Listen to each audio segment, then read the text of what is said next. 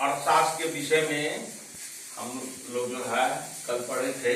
तो अब हम कल का टॉपिक को पढ़ाने के बाद आज जो है अर्थशास्त्र की जो शाखाएं हैं, कितनी अर्थशास्त्र की शाखाएं हैं, उसके विषय में चर्चा करेंगे। कल तो हम पढ़ाए थे कि अर्थशास्त्र की जो है वो थी वो उत्पादन, उपभोग और विनिमय, वितरण, अवलोक, राजस्व, इसके विषय में चर्चा किए थे। तो आज हम अर्थशास्त्र की कितनी शाखाएं हैं उसके विषय में हम अपना समय निकाल करके इस वीडियो को बना रहा हूं, इस पर आप ध्यान दीजिएगा। तो अब अर्थशास्त्र की जो शाखा है वो अर्थशास्त्र की शाखाएं मुख्य रूप से दो है। एक अर्थशास्त्र की शाखा है समष्टि व्यष्टि अर्थशास्त्र, व्यष्टि अर्थशास्त्र, माइक्रो इकोनॉमिक्स, और एक अर्थशास्त्र की शाखा है व्यष्टि अर्थशास्त्र। ये समष्टि अर्थशास्त्र, समष्टि अर्थशास्त्र, समष्टि अर्थशास्त्र। तो व्यष्टि अर्थशास्त्र को अंग्रेजी में माइक्रो इकोनॉमिक्स कहते हैं और समष्टि अर्थशास्त्र को अंग्रेजी में माइक्रो इकोनॉमिक्स कहते हैं। तो ये माइक्रो इकोनॉमिक्स हो गया, ये माइक्रो इकोनॉमिक्स हो गया। तो अब हम चलते हैं कि व्यष्टि अर्थशास्त्र जो है माइक्रो इकोनॉमिक्स किसे कहते हैं। तो व्यष्टि अर्थशास्त्र के अंतर्गत समानता आर्थिक इकाइयों, जितनी आर्थिक इकाइयां होती हैं तो व्यष्टि अर्थशास्त्र के अंतर्गत, इसके अंतर्गत व्यष्टि अर्थशास्त्र के अंतर्गत, व्यष्टि अर्थशास्त्र के अंतर्गत, व्यष्टि अर्थशास्त्र, व्यष्टि अर्थशास्त्र के अंतर्गत, व्यष्टि अर्थशास्त्र के अंतर्गत जो छोटी छोटी आर्थिक इकाइयां हैं, आर्थिक इकाइयों, आर्थिक इकाइयों, आर्थिक इकाइयों, इकोनॉमिक्स, इकोनॉमिक्स यूनिट्स, आर्थिक इकाइयों, इकोनॉमिक्स यूनिट, जो अर्थ की छोटी छोटी इकाइयों का अध्ययन किया जाता है, का अध्ययन किया जाता है किसके अंतर्गत? व्यष्टि अर्थशास्त्र के। यानी अर्थशास्त्र की दो शाखाएं हैं, एक शाखा व्यष्टि अर्थशास्त्र है, एक शाखा समष्टि अर्थशास्त्र है। अंग्रेजी में व्यष्टि अर्थशास्त्र को माइक्रो इकोनॉमिक्स कहते हैं और समष्टि अर्थशास्त्र को माइक्रो इकोनॉमिक्स कहते हैं। MICRO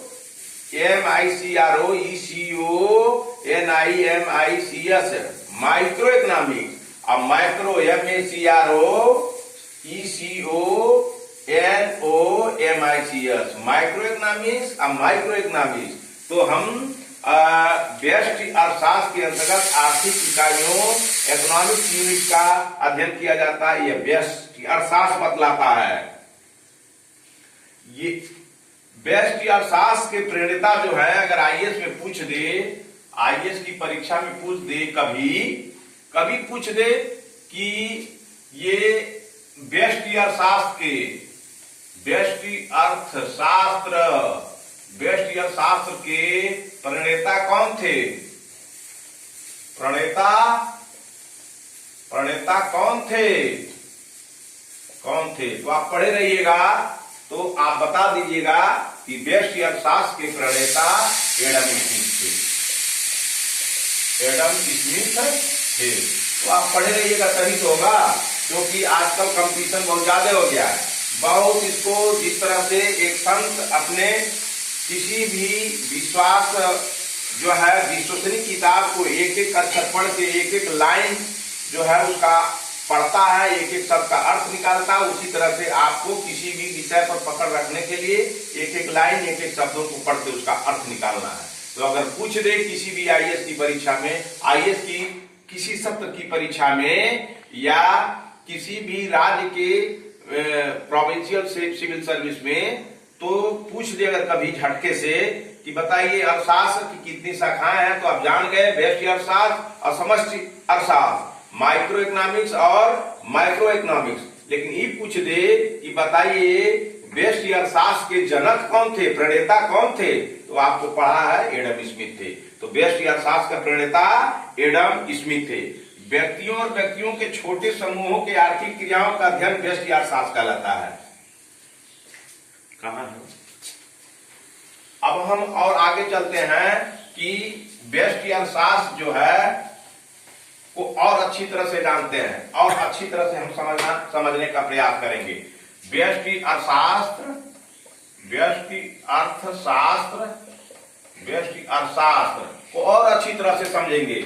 अभी तो समझे व्यष्टि अर्थशास्त्र को, इसको माइक्रो इकोनॉमिक्स कहते हैं। तो माइक्रो इकोनॉमिक्स में व्यक्ति और व्यक्तियों के छोटे समूह, जो व्यक्ति होते हैं, हम हो, आप हो, ई हो, कोई भी हो, इनके व्यक्ति, कोई भी व्यक्ति है, व्यक्ति और व्यक्तियों के, व्यक्ति और व्यक्तियों के, व्यक्ति और व्यक्तियों के, व्यक्ति और व्यक्तियों के छोटे समूह, व्यक्ति और व्यक्तियों के छोटे समूह के आर्थिक क्रियाओं का अध्ययन, आर्थिक क्रियाओं का अध्ययन व्यष्टि अर्थशास्त्र के व्यष्टि अर्थशास्त्र कहलाता है। ठीक है, तो व्यष्टि अर्थशास्त्र का प्रणेता एडम स्मिथ हो गए, आप जान गए। अब व्यष्टि अर्थशास्त्र किसे कहते हैं? व्यक्ति हो और व्यक्तियों के छोटे छोटे समूहों में जो आर्थिक क्रिया किया जाता है। आपको मैं पहले बता दिया था कि अर्थशास्त्र में दो तरह की क्रियाएं होती है, डिजायर के अनुसार, व्यक्ति के डिजायर के अनुसार की आर्थिक क्रिया होती है और एक अनार्थिक क्रिया होती है। तो व्यक्ति के और व्यक्तियों के छोटे से समूह के आर्थिक क्रियाओं का अध्ययन व्यष्टि अर्थशास्त्र कहलाता है। तो व्यक्ति कितनी क्रिया करता है? दो क्रिया करता है। क्या आर्थिक क्रिया करता है, एक अनार्थिक क्रिया करता है। जब धन, मनी, मुद्रा के लिए काम करता है, क्रिया करता है, तो वह आर्थिक क्रिया होता है। और जब व्यक्ति धर्म के लिए कोई काम करता है जिसे उसको आत्मा की संतुष्टि होती है, उसे अनार्थिक क्रिया कहा जाता है। तो व्यक्ति दो तरह की क्रिया करता है, कोई तीसरे तरह की क्रिया नहीं करता है। एक आर्थिक क्रिया, एक अनार्थिक क्रिया। धर्म को छोड़ करके संसार में जितना व्यक्ति काम करता है वह सब आर्थिक क्रिया में आता है। तो कोई व्यक्ति हो, चाहे 10 व्यक्तियों का, 2 व्यक्तियों का, 10 व्यक्तियों का, 20 व्यक्तियों का जो समूह है, वह आर्थिक क्रिया जब करता है तो उसी क्रियाओं का अध्ययन जो करता है वही व्यष्टि अर्थशास्त्र कहलाता है। तो क्लियर हो गया कि व्यष्टि अर्थशास्त्र किसे कहते हैं? माइक्रो इकोनॉमिक्स किसे कहते हैं? हमेशा अंग्रेजी में याद रहे, micro, MICRO, micro, ECONOMICS, micro economics. और एक है micro economics, MACRO, micro, ECONOMICS, micro economics, व्यष्टि अर्थशास्त्र। और जो है ये समष्टि अर्थशास्त्र को कहते हैं। ये हो गया व्यष्टि अर्थशास्त्र, यानी व्यक्ति के एक व्यक्ति, 2 व्यक्ति, 3 व्यक्ति, 4 व्यक्ति, 100 व्यक्ति, ये मिल करके छोटे छोटे समूह बनाते हैं, उसमें आर्थिक क्रिया करते हैं। उसी का अध्ययन जो करता है वही व्यष्टि अर्थशास्त्र कहलाता है। अब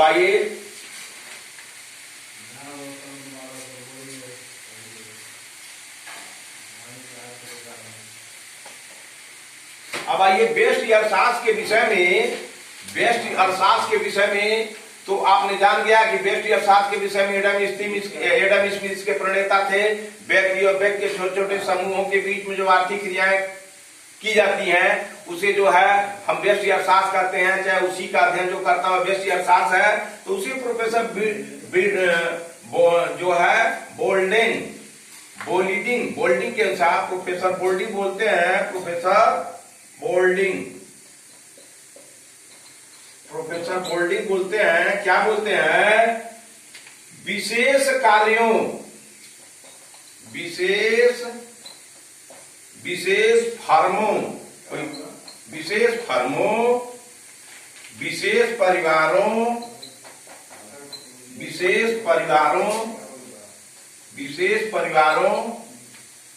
परिवारों, व्यक्तिगत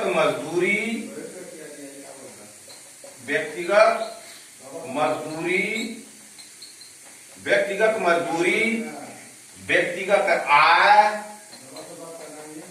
व्यक्तिगत आय, व्यक्तिगत आय, व्यक्तिगत उद्यम, व्यक्तिगत उद्यमों, व्यक्तिगत उद्यमों तथा विशेष वस्तुओं का, तथा विशेष वस्तुओं का, तथा विशेष वस्तुओं का व्यक्तिनिष्ठ, व्यक्तिनिष्ठ, व्यक्तिनिष्ठ, व्यक्तिनिष्ठ अध्ययन, व्यक्तिनिष्ठ अध्ययन आदि, व्यक्तिनिष्ठ अध्ययन आदि, व्यष्टि अर्थशास्त्र, व्यष्टि, व्यष्टि अर्थशास्त्र, व्यष्टि अर्थशास्त्र कहलाता है। अब तो समझ में आ गया। इतना बढ़िया से आपको जो है ये अर्थशास्त्र की दो शाखाएं हैं, एक व्यष्टि अर्थशास्त्र, एक समष्टि अर्थशास्त्र।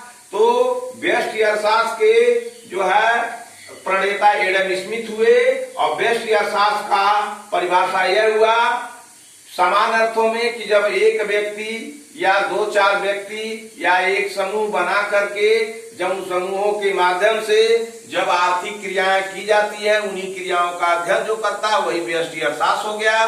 प्रोफेसर बोल्डिंग भी कहते हैं वही बात जो अभी हम बोले हैं कि विशेष फर्मों, विशेष परिवारों, व्यक्तिगत मजदूरी, व्यक्तिगत आय, व्यक्तिगत उद्यम तथा विशेष वस्तुओं, विशेष वस्तुओं, व्यक्तिगत निष्ठा का जो अध्ययन आदि है वही व्यष्टि अर्थशास्त्र कहलाता है। तो अब तक क्लियर हो गया कि अर्थशास्त्र के अंतर्गत दो शाखाएं हैं, एक व्यष्टि अर्थशास्त्र, एक समष्टि अर्थशास्त्र। और व्यष्टि अर्थशास्त्र को आपने समझ लिया। अब आइए समष्टि अर्थशास्त्र किसे कहते हैं।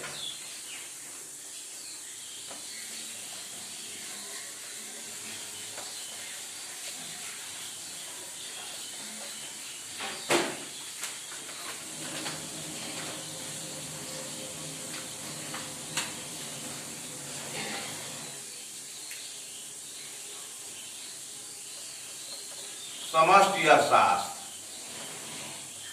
समष्टि अर्थशास्त्र, समष्टि अर्थशास्त्र, इसको अंग्रेजी में माइक्रो इकोनॉमिक्स कहते हैं। माइक्रो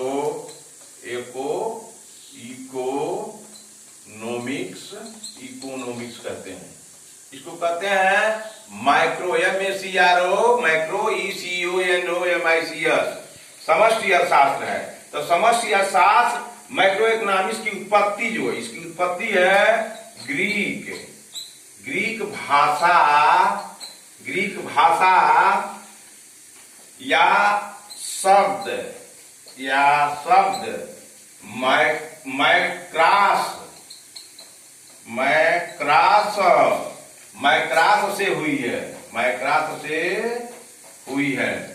मैक्रास से हुई है। यानी समष्टि अर्थशास्त्र जो समष्टि है यह ग्रीक भाषा या ग्रीक के शब्द मैक्रास से हुई है, जिसका अर्थ है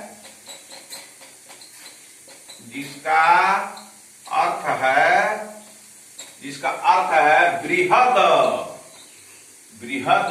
माने बड़ा, बृहद या बड़ा। समष्टि का अर्थ क्या हुआ?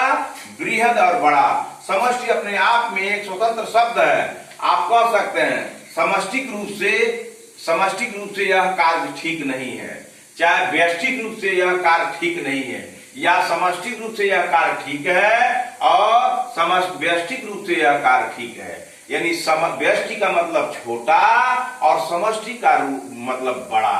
तो अब आइए अर्थशास्त्र में समष्टिक अर्थशास्त्र का क्या कहना है। तो अर्थशास्त्र के दो शाखाओं में एक व्यष्टि हो गया, एक समष्टि हो गया। तो समष्टि का अर्थ ग्रीक भाषा के मैक्रास से हुआ है, जिसका अर्थ होता है बृहद या बड़ा।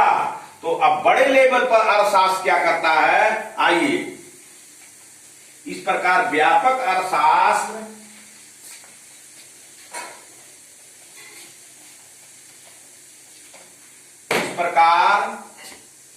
इस प्रकार व्यापक व्यापक अर्थशास्त्र, इस प्रकार व्यापक अर्थशास्त्र का सरोकार या मतलब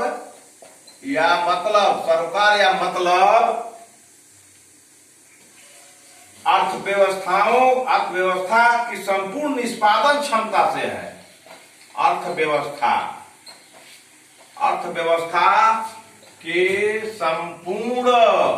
अर्थव्यवस्था के संपूर्ण निष्पादन क्षमता से है। निष्पादन क्षमता से है। मानो बृहद रूप में, बड़े रूप में अर्थव्यवस्था का संपूर्ण निष्पादन करने की क्षमता क्या है, वही हम जो समष्टि अर्थशास्त्र के नाम से जानते हैं। यह अर्थव्यवस्था कौन अर्थव्यवस्था? समष्टि अर्थव्यवस्था।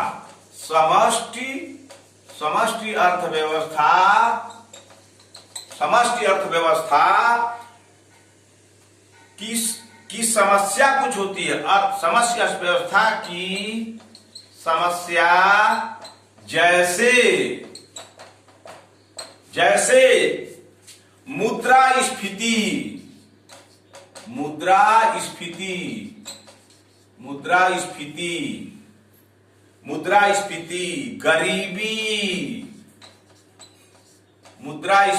गरीबी,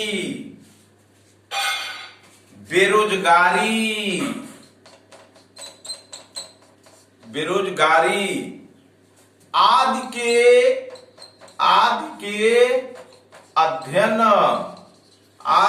अध्ययन से संबंधित है।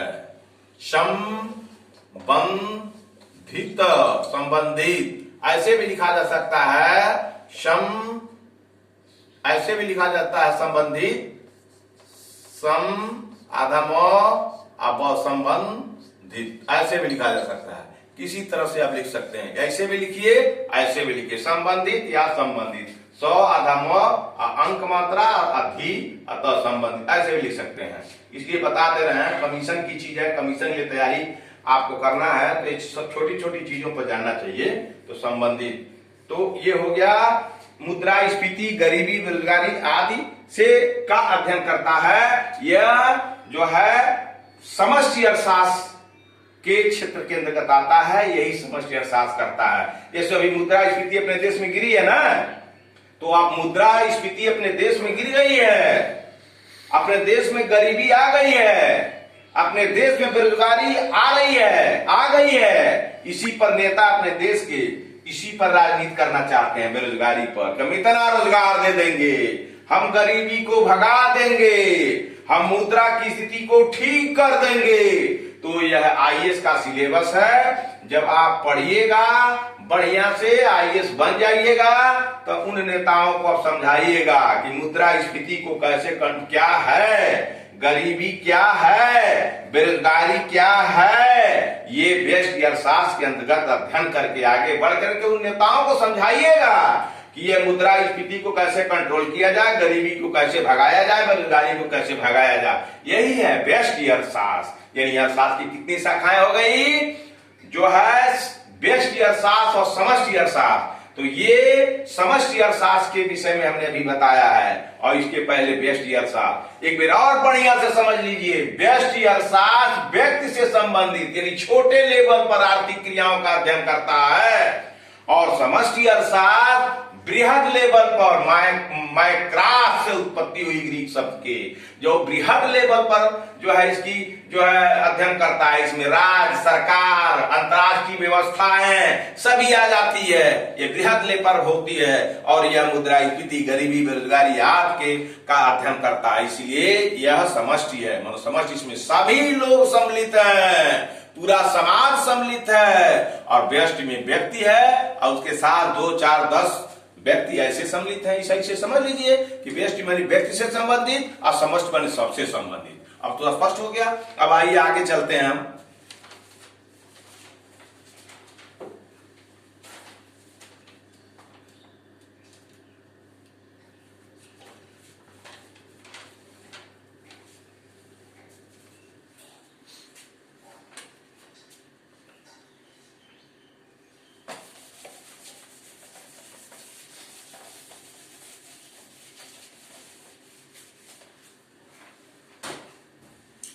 अब तो आप समष्टि और व्यष्टि समझ लिए हैं। अब व्यष्टि और जो है समष्टि और व्यष्टि आप समझ लिए हैं। अब आपको हम और कुछ और व्यक्तिगत और बढ़िया से बताना चाहते हैं कि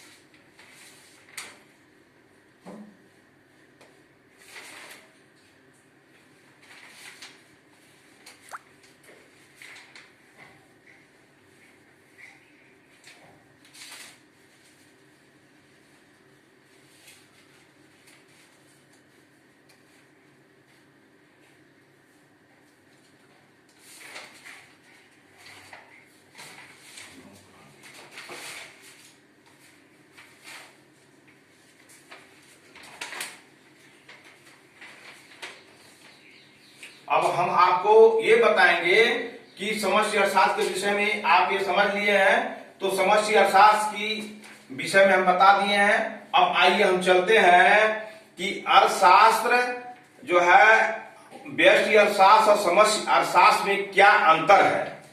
तो समष्टि अर्थशास्त्र, व्यष्टि अर्थशास्त्र, व्यष्टि अर्थशास्त्र, व्यष्टि अर्थशास्त्र और समष्टि अर्थशास्त्र, समष्टि अर्थशास्त्र, समष्टि अर्थशास्त्र में क्या अंतर है, क्या अंतर है। तो जब आप उसके संबंध को जान गए तो अंतर तो स्पष्ट हो जाएगा। तो व्यष्टि अर्थशास्त्र और समष्टि अर्थशास्त्र में क्या अंतर है। तो आइए हम चलते हैं कैसे है अंतर। तो एक होता है विषय सामग्री, विषय सामग्री, विषय सामग्री, ये विषय सामग्री है। तो और ये हो गया व्यष्टि अर्थशास्त्र हो गया, व्यष्टि अर्थशास्त्र हो गया, व्यष्टि अर्थशास्त्र हो गया। और ये समष्टि अर्थशास्त्र हो गया, समष्टि अर्थशास्त्र हो गया, समष्टि अर्थशास्त्र। अब चलते हैं हम।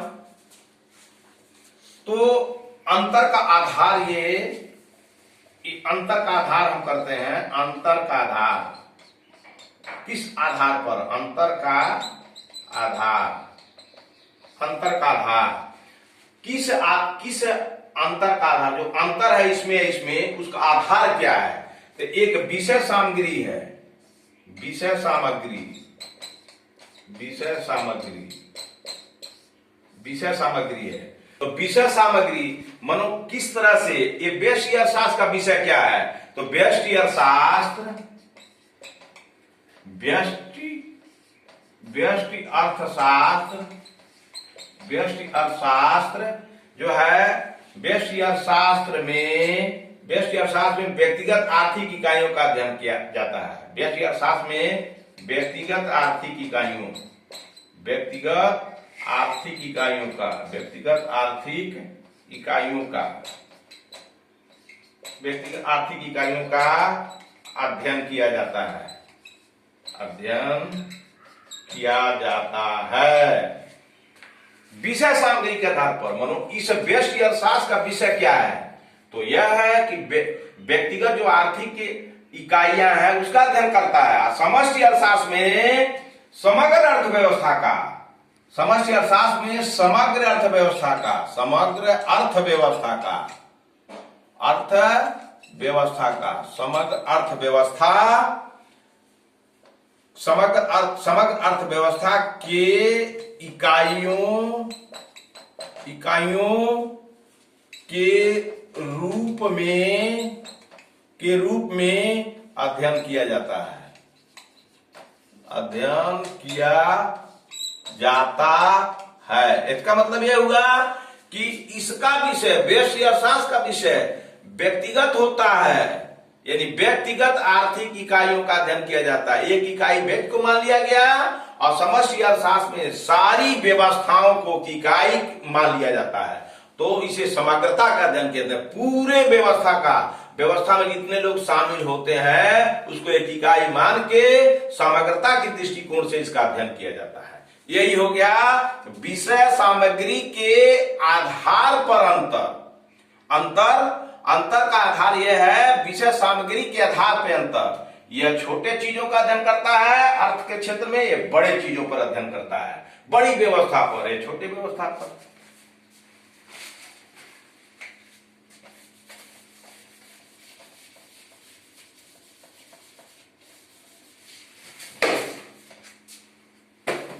अब आइए तेजी और मंदी, तेजी और मंदी अभी समाज में तेजी और मंदी, तो अभी समाज में मंदी है, तो आइए व्यक्ति ये इस व्यष्टि अर्थशास्त्र में व्यक्तिगत फर्म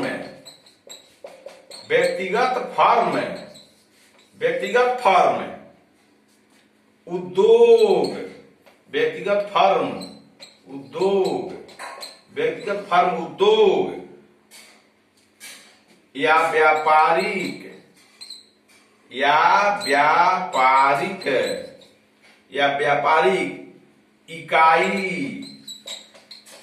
इकाई तेजी और मंदी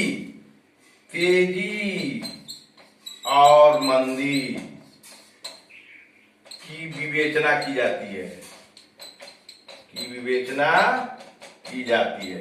कोई व्यक्ति है, कोई फर्म खोला है, कोई छोटा सा उद्योग लगाया है, व्यापार कर रहा है, तो इसी इकाई का कितना तेजी आई है उसके प्रोडक्शन में, उसके कंपनी में, उसके उद्योग में, और कितना गिरावट आई है, उसी का अध्ययन, उसी की विवेचना करता है तेजी और मंदी के आधार पर कि हमारे फर्म में, हमारे आर्थिक क्रिया में तेजी आई है कि मंदी है, इसी की केवल विवेचना करता है।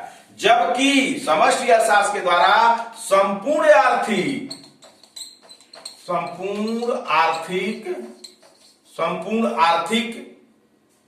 मंदी तथा आर्थिक तेजी का अध्ययन किया, विश्लेषण किया, स्पष्टीकरण किया जाता है,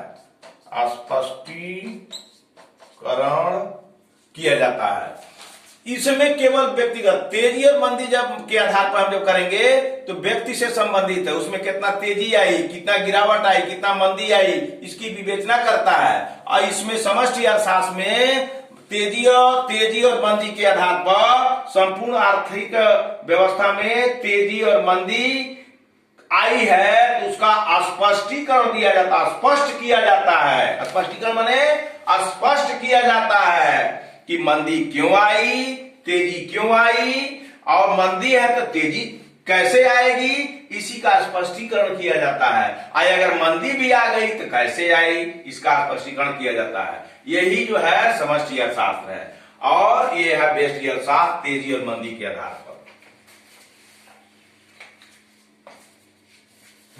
हो गए? हाँ, हो गए। चलिए अब नेक्स्ट चीज है अंतर, कल हम बताएंगे। धन्यवाद।